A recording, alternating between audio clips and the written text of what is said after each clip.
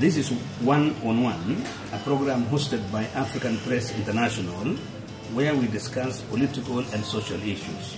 My guest today is Dr. Stephen Kabera Karanja, a distinguished Kenyan-born lawyer. He is a senior researcher at the Norwegian Center for Human Rights, Faculty of Law, University of Oslo. Dr. Karanja's main research interests are human rights in Africa, especially East Africa, touching on transitional justice, peace agreements, and human rights, international terrorism in East Africa also. He also has other research interests in legal aspects of Schengen Convention and cooperations. Dr. Karanja, welcome to our program One on One. Thank you, Mr. Karanja. Your recent research has dealt with transitional justice addressing excesses of former regimes within a human rights perspective in Kenya, fighting international terrorism in East Africa, human rights aspects of peace agreements in the case of Sudan, and China in Africa, looking into the implications for human rights implementation and practice.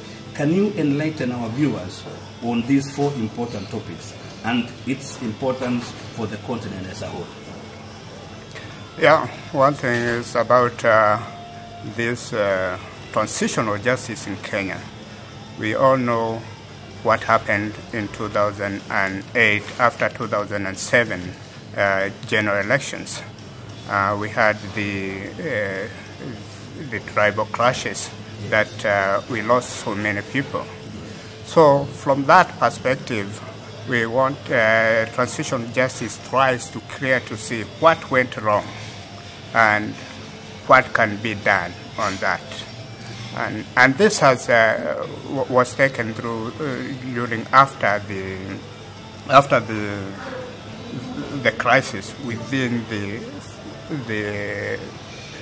four mandates that were given to the negotiation team to deal with this, and then the creation of the transitional or the Commission for Truth and Justice, and also the Commission for addressing this internal crisis in Kenya.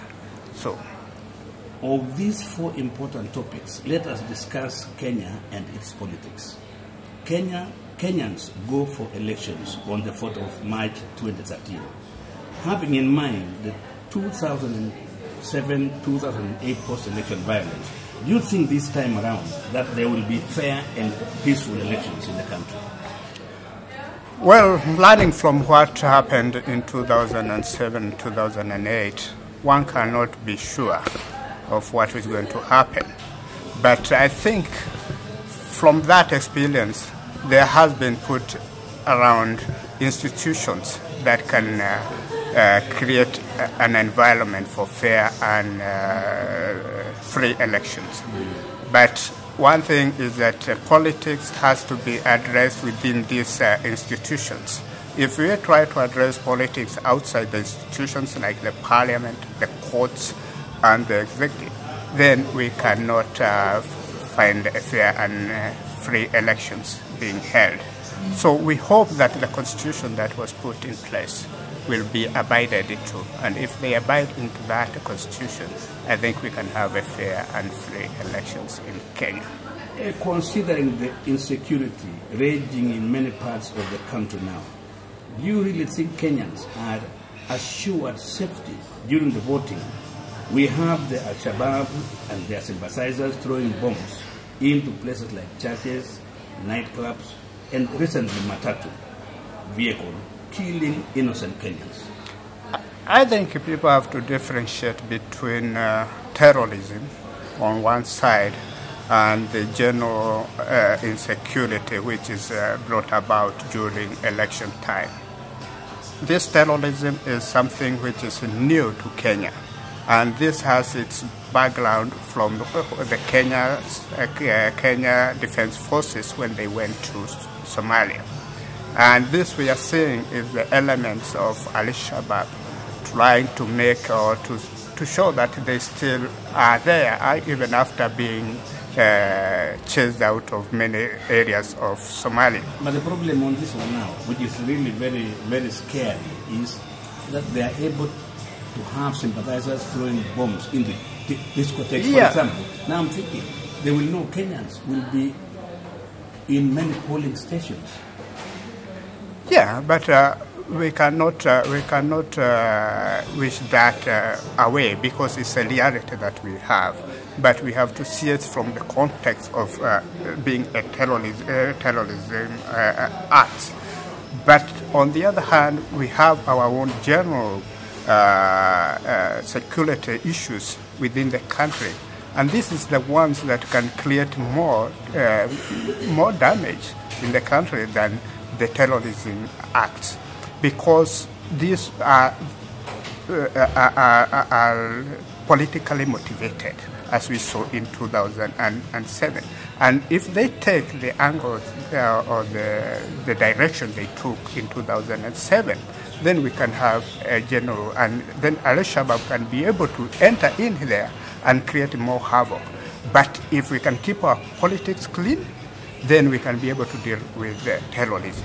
But we know then insecurity, like you said, politics can create insecurity because of different groups. Then let us turn to law, where we have presidential candidates Uhuru Kenyatta, William Ruto. They are facing serious charges at the International Criminal Court.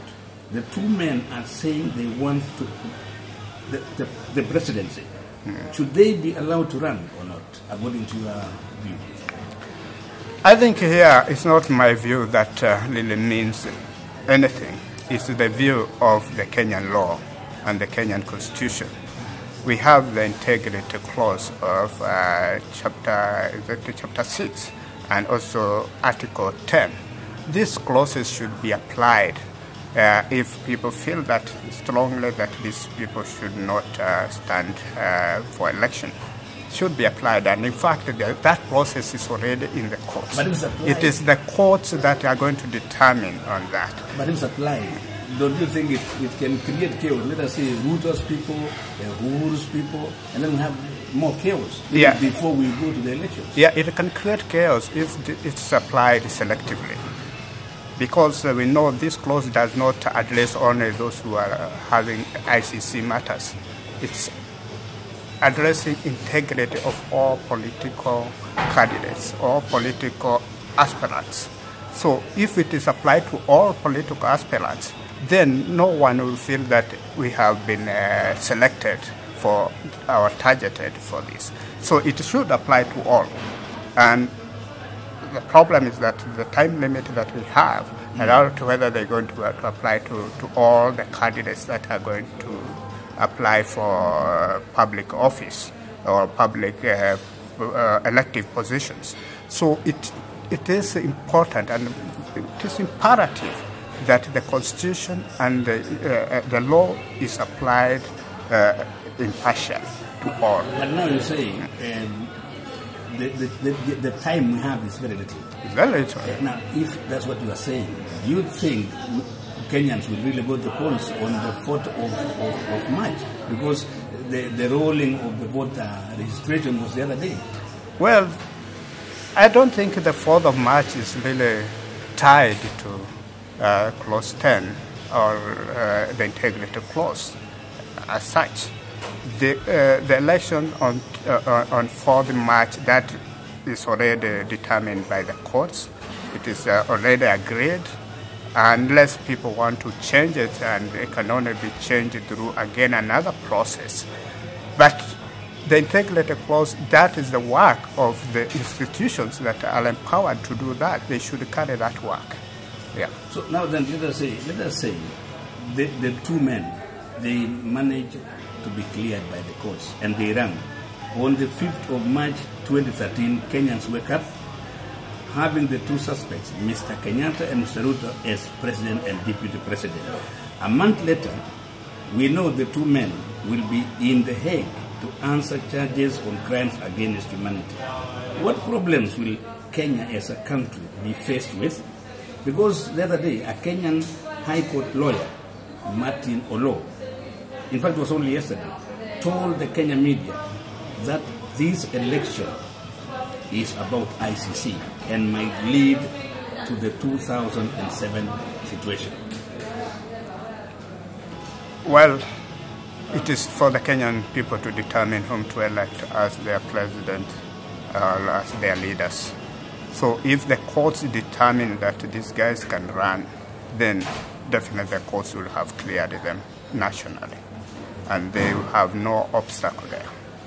But as far as the international criminal case is concerned, that's a different issue. But you're a lawyer, so you know these guys have to be there every day in court. Yeah, that's what I'm saying. It is going to be a different issue in the sense that they have to attend there. So how can they run the country if they win?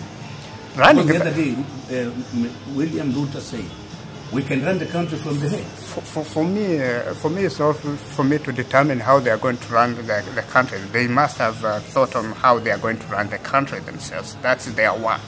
But what we are going to, I can only say here is that they will have to face the charges in The Hague. And it's up to them to see how they cooperate. As Kenya has agreed to cooperate, so they should cooperate and they should carry that on, as even if they are elected. In 2007 elections, Prime Minister Raila Odinga called for mass action. In the process, many people died.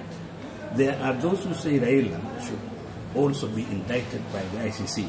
And as a lawyer, give us your thoughts on this. Now that the civil society in Kenya want the courts to look into Mr. Raila's integrity.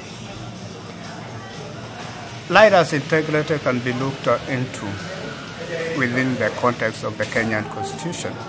And if he's found to have broken the law, then he should face the law. But it's not for me, again, to say that Raila called mass actions and therefore these clashes came about. Clashes had many other factors influencing it. And it's not only the mass action. And again, we know the calling mass action itself is not a crime within the democratic countries and rules. It's not a crime in itself. But whether he said something that can create people to go on rampage, that's a different issue. It's how you call your mass action and your actions there. Those ones, they have been investigated by the International Criminal Court. The International Criminal Court said that we don't find anything that can bring Raila into court. So it's up to people who have any other evidence to bring it, and say that, we know Raila did this or the other, and bring it to the court so that it can be scrutinized and investigations can be carried out. We thank you for your analysis so far, Dr. Karanja. We take a short break, and when we come back, I want us to look at the changes in Kenya's judiciary and the corruption that is so rampant in many institutions. We will be back in a moment. Okay.